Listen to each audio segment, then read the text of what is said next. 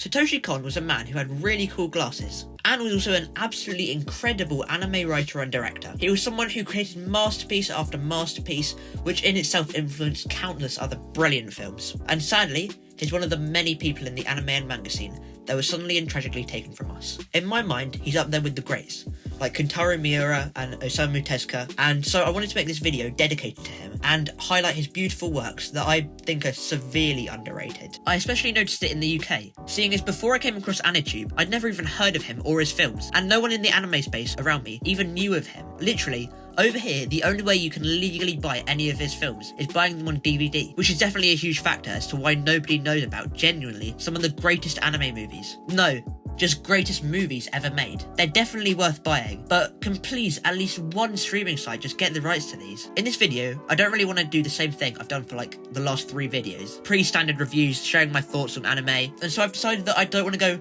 yes, the characters are absolutely sublime, and the soundtrack, incredible, because then this would just turn into me sucking Kon's dick for like an hour straight. I mean, there isn't really too much to complain about with these movies. I guess maybe one complaint you could have is that they're too complicated, but I honestly think they're just meant to be like that anyway. Instead, I wanted to briefly give my overall thoughts about his movies as a whole, and then tackle a question that I've been thinking about a lot lately. What makes his work so special? Is it typical things like a decent plot and good animation? Is it his unique ideas and compelling cinematography? Or could it even be something else? Something completely different to only this one man? Well, let's find out. When I first watched Perfect Blue, I'd seen just half an hour, and I was already drawn in by something that I couldn't quite put my finger on. And I don't think Satoshi Kon's prowess at telling a captivating story is something that you can clearly lay out on paper, but there's definitely things that I can tell help culminate into an awesome movie. And one of these things is giving the viewer a sense of confusion and making his films just weird.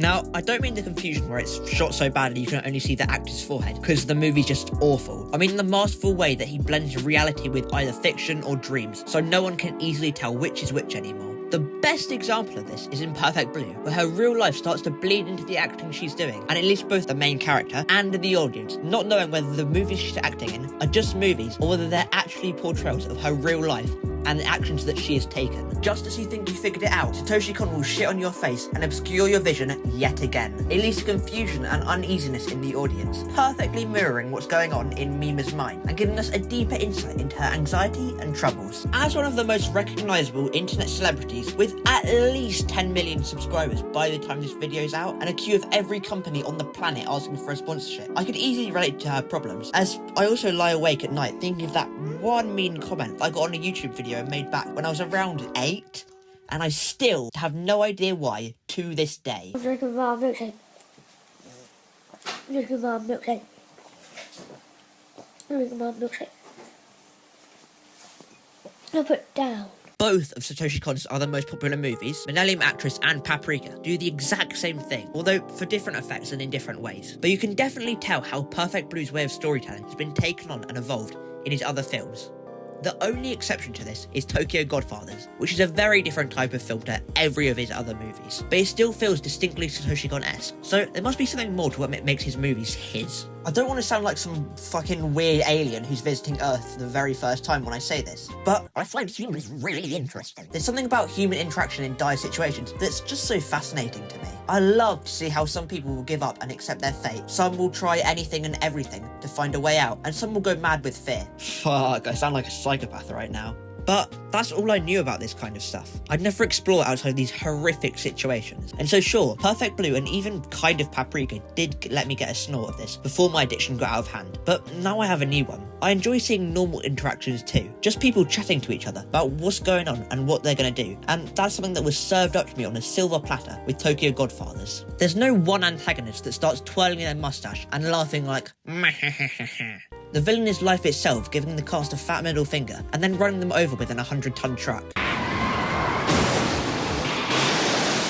And there's nothing mind-bending about this anime, because it's just meant to be a deep dive into both how natural it is for humans to care and value each other's lives, and how being in different circumstances with another person doesn't mean you're inferior to them. What matters is the actions that you'll take when the going gets tough. It's all about character and having a growth mindset. Yippee! Satoshi Kon was flexing his storytelling muscles in a completely different area this time, and I think that's the reason that it's a really unique movie, and also why it's the least well known of his works. However, this can't be the sole reason, because it only applies to a few of his anime. Something that does apply to all of his anime is that they all have unique premises and ideas that are laid out in front of us in a way never seen again. But that's not because it's bad, but rather it's irreplicable. Like, when have you ever heard about a famous idol being stalked by some creepy man that ends in disaster? But actually, surprisingly, that was a new concept to everyone in 1997, seeing as back then they'd only just found out about germs, and Fortnite wasn't even invented yet. I mean, Jesus! Again, Millennium Actress was a brand new idea that still hasn't been replicated to my knowledge, and Paprika had such a gripping plot that it actually inspired Inception. Yeah.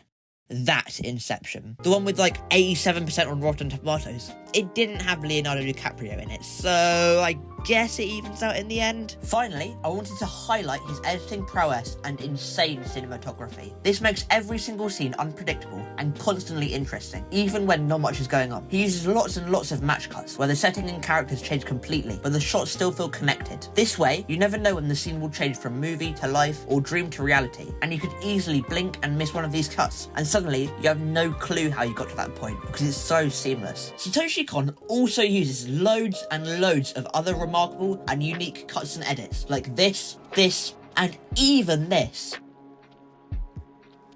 I'm not going to sit here smugly and pretend like I'm some sort of movie making and editing genius. I'm not, and you can probably tell that from the editing of this video. However, I can tell a wide shot from a close-up shot, so I'm not really too far off. My media GCSE is really paying off now, but honestly, if you do actually want to know about this kind of stuff from an actual editing professional, I found a really great video that I'll link in the description below. So that was everything that really stood out to me as awesome in Satoshi Kon's movies. Although, as I say, I'm not really a hardened veteran at spotting everything that makes me enjoy a film. I just think, did I like that movie? Yeah, okay, cool. Why did I like it? It entertained me? Alright, that's all I need to know. So, I've probably missed out loads, but oh well. Anyway, I've been joking around, but on a serious note, Satoshi Kon's an incredible and one of the most influential artists of our time, who's created some of the greatest pieces of media that I've watched, and has inspired millions of people. He's someone who we all loved in this community, and has brought myself and an unfathomable amount of people to both tears of joy, sadness, and has changed our views of anime and the world forever. There's really no way to describe his works as anything other than masterpieces that will be always remembered as classics for generations and generations to come. Satoshi Kon, thank you, and rest in peace.